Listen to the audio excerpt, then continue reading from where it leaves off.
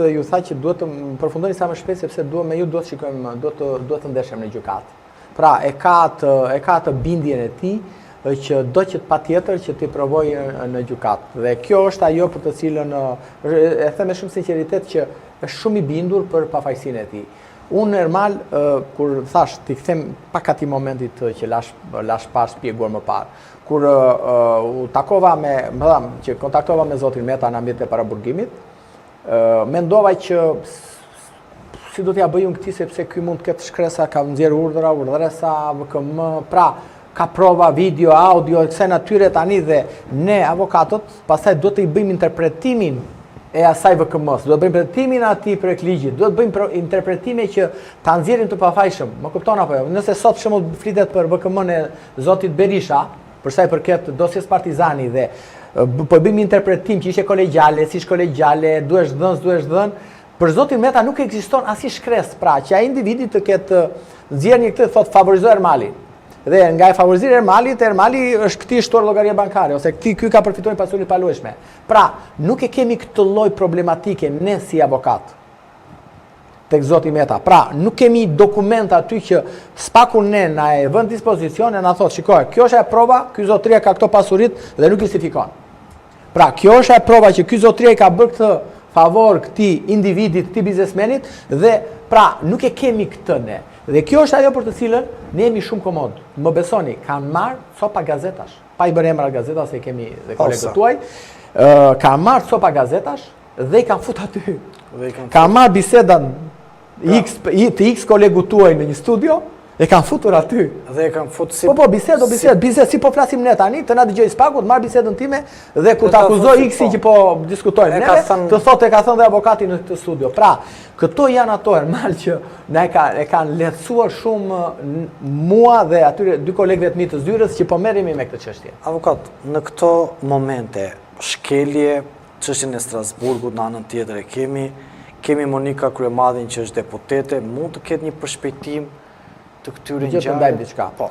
Deri sepse ka dal edhe ajo akuza, ka dal akuza që është njoftuar komunikuar zotit Meta, është e njëjta gjë siç ishte masa e arrestit. Nuk se ka ndonjë ndryshim, vetëm jashtë 30 flet, faqe të tjera, ishin 65 nga 192, nuk është se ka ndonjë ndryshim të madh.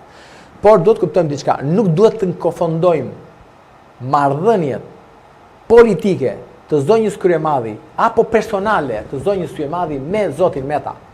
Sepse pardije mua më është thënë nga prokurori, ne po bëjmë analizë financiare të ish vjerrës. Se tani është ish. Po ish vjerrës, po. Thash, "Okej, po. Ç'po ndodhet mua? Po ky po rri në burg edhe ju bëni llogarimin e vjerrës, po ka me vjerrën oj."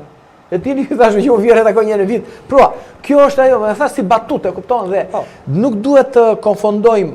Amerika Kryemadhi ka bërë këtë dhe meqenëse Amerika ka bërë këtë, duhet ta ketë bërë dhe ky këtë. Jo, absolutisht jo.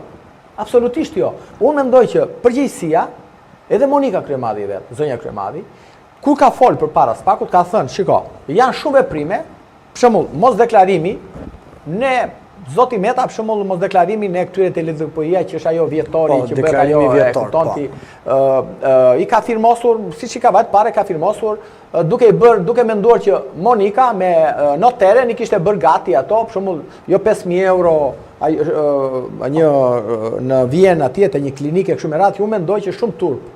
Është shumë turp që edhe sikur mos ta ketë deklaruar atë, shumë turp për organet e procedurës që të merret me këto shifra. Sepse nëse populli pret që zoti Meta ka vjetat Floririn, nëse ai ka ato shtëpitë aty, atë vilën aty, Floris përfundonte 2.000 euro. Nuk përfundonte 5.000 euro. Unë paktën ky gjykimi im në ana morale, ore edhe 1 euro për mua është vepër penale. Unë po flas, por në anën e perceptimit dhe në anën e ngjarjes, ajo çfarë mbarsa i mali madh edhe kur shikon në fund publiku. Ajo se çfarë presin njerëzit duke qenë se aty janë disa dosje, presin që aty të ketë shifra me miliona euro. Pikërisht. Nuk ngelet te një operacion plastik. Kjo është, e kupton ti, dhe kjo është arsyeja për të cilën unë ja kam shpjeguar dhe vazhdoj t'i shpjegoj qytetarëve, shiko, do të kuptojmë në këtë vend, edhe për fat të këtyre politikanëve, ka qenë i paformalizuar.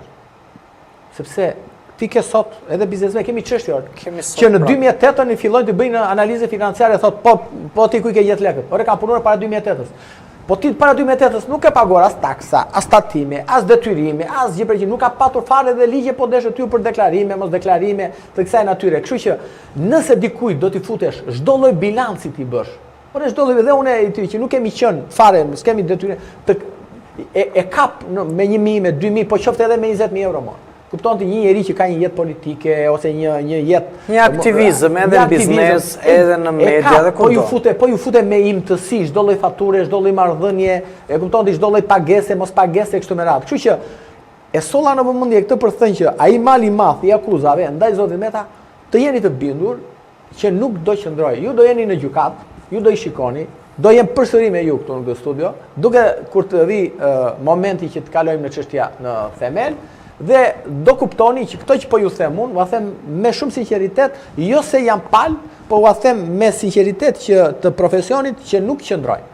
Avokat, unë ju falenderoj shumë për bisedën tuaj, por edhe për këtë sqarim që ju bët, edhe për çështjen Meta, edhe për çështjen Veliaj, por që ishte në informimin e opinionit publik për disa do thoja të vërteta që ata nuk i kanë dëgjuar, sepse shpeshherë dëgjojnë vetëm një këndvështrim, por duam të dëgjuar të dyja këndvështrimet dhe më pas është ligji ai që vendos, por dhe ligji më pas diskutohet.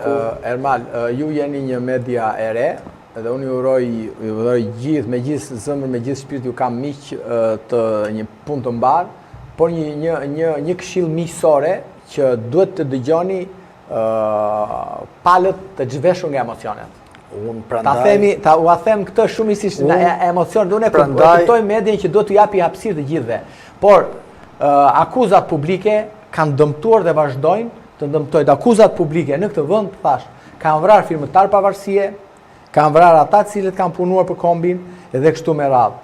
Unë mendoj që do të marri fund kjo mënyra që hapësirën publike ti ta shfrytëzosh për hallet e tua personale dhe për mëllefet e tua personale dhe të keq informosh publikun. Dakord jam, nuk do duhet kur keq informimi dhe ne prandaj kemi këtë antenë dhe këtë emision sinjal për të përcjell zërin e çdo njeriu që mendon ndryshe dhe ka një mendim për të përcjell. Avokat, ju falenderoj shumë.